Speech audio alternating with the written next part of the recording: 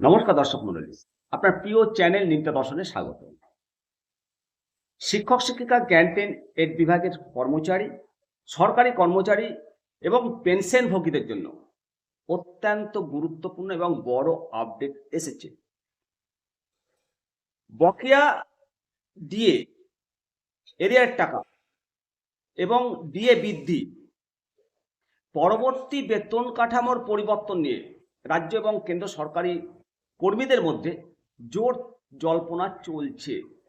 ঠিক কবে নাগাদ মিলবে বকেয়া ডিএর সুবিধা, কত শতাংশ মহার্ঘ ভাতা আবার বাড়তে চলেছে এবং কাদের অ্যাকাউন্টে কত টাকা ঢুকবে। আজকের এই প্রতিবেদনে সম্পূর্ণ বিষয়টি সহজভাবে বিস্তারিত বিশ্লেষণ করব, সঙ্গে শিবরাম। প্রতিটি তথ্য প্রয়োজনীয়, গুরুত্বপূর্ণ। শেষ পর্যন্ত আপনাদের থাকতে হবে ভিডিওটা দেখার জন্য। তো প্রথমেই যে বিষয়টা আলোচনা করব, কত শতাংশ ডিএ বৃদ্ধির বিষয়টা। সম্প্রতি যে সিপিআই ইন্ডেক্স, এর ওপর ভিত্তি করে ডিএ আরও এক দফা বৃদ্ধির চূড়ান্ত প্রস্তুতি শুরু হয়ে গেছে। যে সমস্ত কর্মচারী বা পেনশন হোল্ডারগণ এতদিন বকেয়া ডিএর জন্য অপেক্ষা করছিলেন, স্বস্তির খবর রয়েছে। অর্থনৈতিক সমীক্ষা রিপোর্ট অনুযায়ী মহার্ঘ ভাতা বৃদ্ধির সাথে সাথে কর্মীদের বেসিক পের সাথে এটা যুক্ত হয়ে যায় এবং উল্লেখযোগ্যভাবে বেতন বৃদ্ধির সম্ভাবনা তৈরি হয়েছে। বিশেষ করে ডিয়ারনেস রিলিফ কার্যকর এবং মাসিক পেনশনে এর সরাসরি প্রভাব পড়তে চলেছে। এবার আসা যাক বকেয়া এরিয়ার এর প্রসঙ্গে। আমাদের সবার মনে প্রশ্ন রয়েছে ক্যান্টিন এড বিভাগ এবং শিক্ষক শিক্ষিকাদের মনে, যে এই বকেয়ার টাকা অ্যাকাউন্টে জমা কবে নাগাদ হবে। যেটা প্রশাসন সূত্রের খবর, বকেয়া কিস্তির টাকা সরাসরি অ্যাকাউন্টে জমা হবে, জিপিএফ অ্যাকাউন্টে, এবং পেনশন হোল্ডারদের অ্যাকাউন্টে পাঠানোর প্রস্তুতি নেওয়া হয়েছে সরকারের পক্ষ থেকে। বেশ কিছু ক্ষেত্রে দেখা গেছে যে এই টাকা কিস্তিতে দেওয়ার পরিকল্পনা করা হয়েছে, যাতে করে কোষাগারের ওপর একেবারে অতিরিক্ত চাপ না পড়ে। নির্দিষ্ট মাসিক ভিত্তিতে কিস্তির পুরো টাকাটা দেওয়া হবে।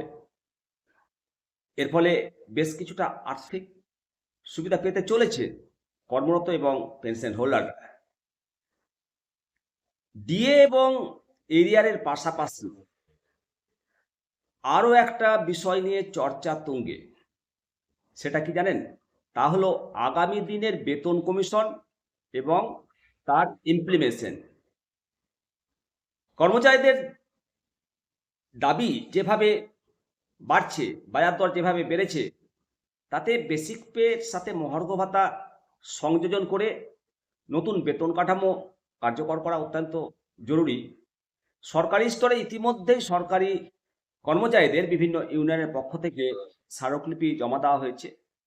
নির্দেশিকা অনুসারে যদি বর্তমান ডিএ স্কেলে যোগ করে দিয়ে নতুন স্কেল তৈরি হয়, তবে একেবারে ডি গ্রুপ থেকে শুরু করে অফিসার লেভেল পর্যন্ত সবার বেতন কাঠামোতে পরিবর্তন তো আসবে। তো সংক্ষেপে যদি বলি বন্ধুরা, মহার্ঘ ভাতা এবং বকেয়া টাকা নিয়ে এই যে নতুন আপডেট সরকারি কর্মী এবং পেনশন হোল্ডারদের শীঘ্রই স্বস্তি দিতে চলেছে। খুব শীঘ্রই এই সংক্রান্ত চূড়ান্ত বিজ্ঞপ্তি প্রকাশ হলেই সরকারিভাবে চূড়ান্ত তারিখ আমরা জানতে পারবো। তো এই ডিএ বৃদ্ধি এবং নতুন সরকারি সিদ্ধান্ত নিয়ে আপনার মতামত কি?